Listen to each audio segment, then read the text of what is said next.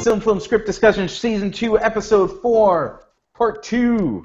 Yeah! Alright, we have introduced Ents successfully to the Nandor, and it's awesome. Alright, so, if we do the thing where we have Lenwë meet Treebeard and Entwife with other Nandor, future Nandor in tow, we can have him. Do we want to have him then go to meet with Elwë at that point, or do we need something else in between? Do we need a scene of the Noldor successfully traversing every obstacle in their path? With the climb every mountain. Or every stream. Yep. Are we really just thinking the same song, Marie? Yeah. All right, good. Good. I mean, the perfect one. Yeah.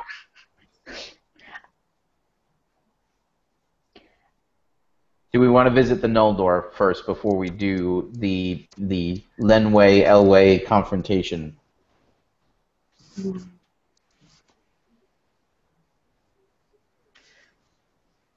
I feel like if we don't, we're leaving them out. Yeah. I'm trying to think what we would see, what we would hear. I mean, would it just be a travel montage or a conversation? Or could we have a conversation between Finwë? Maybe Elwë is making another visit to the Noldor camp, and he's complaining specifically about how disorganized his people are in comparison to the Noldor. But that makes it sound like Elwë is not happy to be a Teleri. Yeah. And that's a bad note to hit. I mean, he is the leader of these people. He should feel part of them. Okay. Yeah. Okay. I'm trying to think of a way to have the... Do we want to have the Noldor arriving maybe at what will become the Havens then?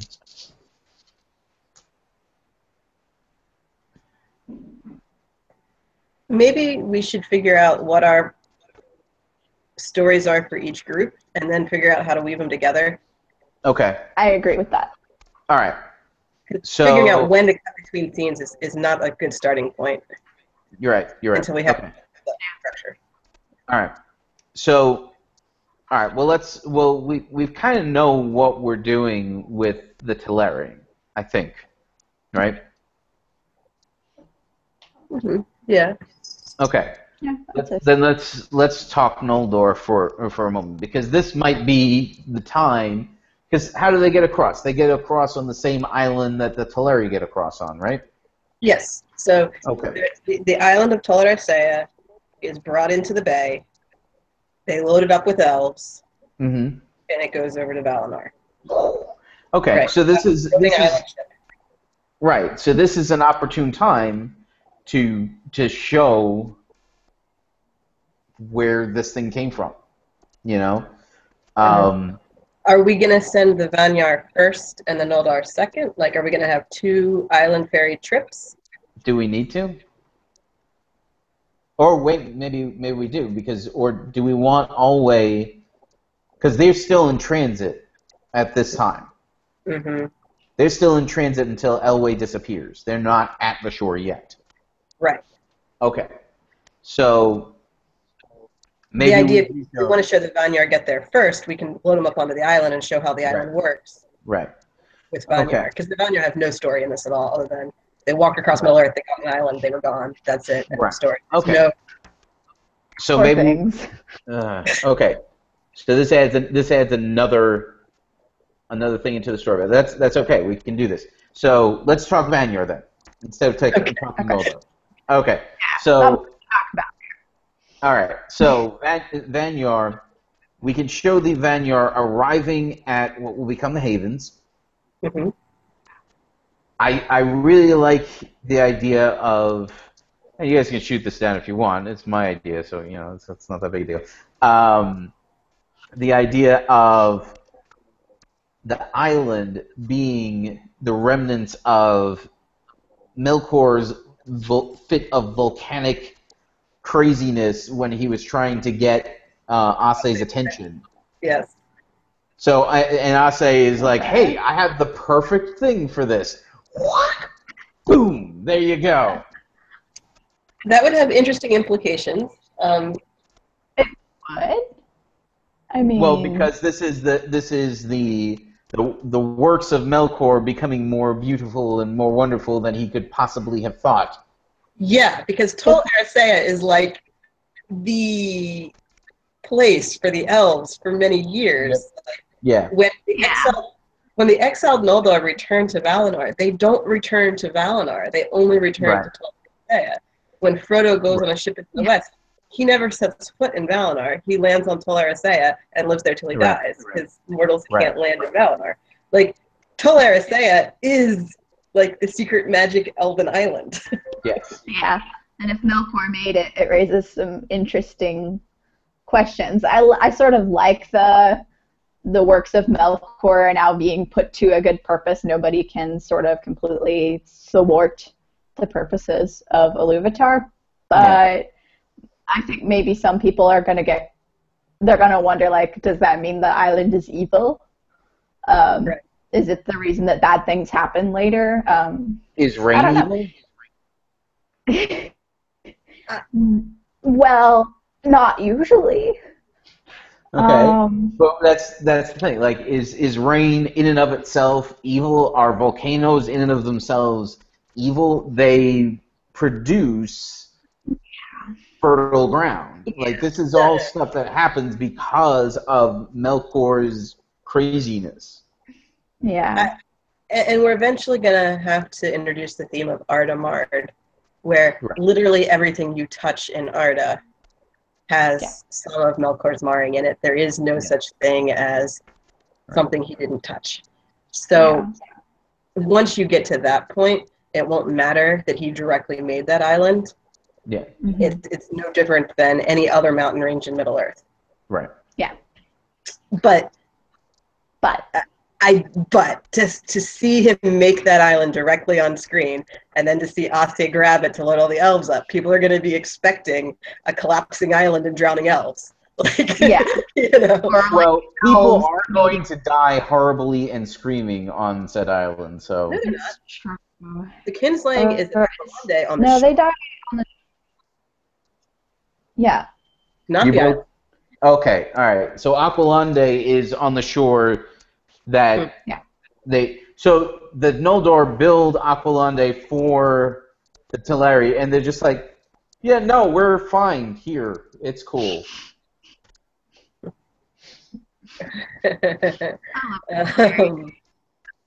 Great. The abandoned city of Aqualande. I do kind of like the idea of this. It is symbolic. I think it could backfire on us. Tol Eressea is so important pretty much throughout the entire story, right up until Frodo leaves. So whatever decision we make is going to have an impact later on. We should just think about that. Okay. I mean, we don't have to, like, this isn't, A, I'm not married to this, I just think it's cool. B, it doesn't really matter right now. I think we can toss it out as an idea, and if people really don't like it, we can think of scrap it. The one advantage it has is that the island's no longer random. It's not Ase makes an island and does this. It came somewhere. And if people recognize it, it's cool. If they don't recognize it, it doesn't make any difference at all. It's just the island fairy. Right. Yep. Well, it would have to be telegraphed with Ase specifically stating, I got this one, and there has to be like a volcano in the background as he's doing it. So we could give hints where it came from, but still possible, even if we telegraph it, that some viewers won't remember that scene. And which is fine. I mean, I'm saying even if they don't make the connection, it doesn't ruin anything. Right. Yeah, this is the kind of thing that would have it would straight over my head if I were a viewer. Okay. Probably at least the first time. I'm real good about that, missing things. So, but if anyone's watching it, they'll catch on because they'll have just seen it a few hours ago. Exactly. About 8 hours ago. Yes. All right. So Ase shows up with Island. The Vanyar get aboard the island. No drama? Why would there be? I mean, they could be afraid to get on the island, but... The Vanyar are pretty boring in that sense. Yeah. Boring's nice sometimes. Yeah. Okay. But we can at least use the situation to kind of set up how they're getting back and forth. Yes. Okay. We're using the Vanyar to introduce the island fairy because nothing else interesting happens with them. Okay, cool. Nope. So, expositional Vanyar. Excellent. And that's pretty much all we need from them. We don't need anything more than that. The Noldor, their really only important point is going to be when Finwë has to decide that he's going to leave, even though he knows Elwë is missing. Yes. And the whole reason Elwë goes missing is connected to the Noldor camp as well. Right. So, do we want to have contact between Finwë and Elwë before that, so that we get a chance to visit with them, so they're in our minds? Right. Yeah, I think so.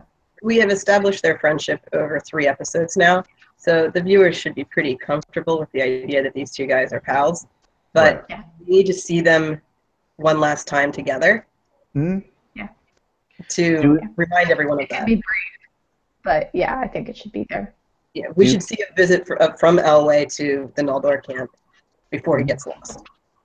Okay. Or vice versa? Maybe Finwë goes back? Or are they too busy trudging on? Yeah, Finway's trying to keep his group moving, so is he going to go backwards? Yeah, no. Okay. All right, that makes sense. That's true. Okay. And Elwë could get lost in the woods on his way back from the Noldor camp. So, like, we could show the visit, and then on his way back to his camp, then have him get lost, instead of having him get lost on to visit Finwë. I mean, you know, if we're having him go back and forth so many times, we can kind of combine this all. Yeah. Depending. Right. Okay. Do we want to have... Okay, so we can show a visit. We can show this... So they actually get the visit, then. We show the visit of Elwë to Finwë at the Noldor camp. Do we have any drama of any kind going on there? Because the only thing I can think of is if Elwë's a little frustrated with how long everything is taking, which I feel like is kind of ironic considering he's going to be standing still for the next 1,000 years or so. Not quite that long. This might be a chance to show that the Noldor aren't huge fans of the Teleri. Okay. I mean, it should be pretty subtle at this point. Like, they shouldn't be wanting to kill each other yet. Mm. No. But just the whole, you guys take forever, you can't get anything done. Okay. When are you going to catch up? Like, we keep waiting for you and you keep not catching up with us. You know, some kind of impatience. So maybe, like, as they're entering the Noldor camp, have people, like, saying things like that to them? Yeah. The thing is, would you say it to them? It could be them joking with each other. It's like that whole, like, many a true word spoken in jest kind of thing. At this point, they're just kind of irritated. It's more like a sibling being annoying than anything. We could possibly see 2 nameless Noldor have a little exchange? Maybe. Do we have any named Noldor at this point, besides Miriel and Finwë? We have Matan if we want him. That's going to be Nerdinel's father. Matan, Nerdinel's father. Oh. The bearded guy. Yes, I remember. The redheaded bearded Smith. So if we have him, he'll be obvious. Yeah. We haven't used him yet. Maybe we don't even need to name him. We just have him say something to somebody else. I mean, if he's got red hair and a beard, everyone's going to figure out who he is. Oh, sure. Yeah, definitely. Yeah. That's no. I mean, he's going to stand out as being unique. Yes, that's true. I didn't mean that every viewer would know who Matan is. It sounded a little bit like that, though, and it was funny. I apologize. Obviously, do we have him say something to Finway directly? This way, it's not to a nameless elf, and Finway kind of shushes him. Yes, that could be interesting. I mean, Matan and Finway's children are going to marry each other, so having an exchange of words between them wouldn't be terrible. Right. Yeah, and I'm trying to think what a Noldor joke with the Tol Eressea as the punchline would sound like. Yeah. Not very nice, I'm sure. Yeah, it could be. It might go something along the lines of, "They sound so great when they scream." We're not to that point yet. Too soon? No. We need to start out kind of sweet and like annoyed, but not quite that bad. Like, oh look, it started out so innocent, and now they're killing the poor It has Larry. to start innocent. It can't jump straight up to homicide. I know. All right, so we have Matan make his joke, which Finway sticks up for his buddy, and he shuts him up. Preferably before Elway's elven ears pick up the suggesting. Yeah, it could be like a "be quiet" or "I'll send you to help." Do you want that? No. Okay. So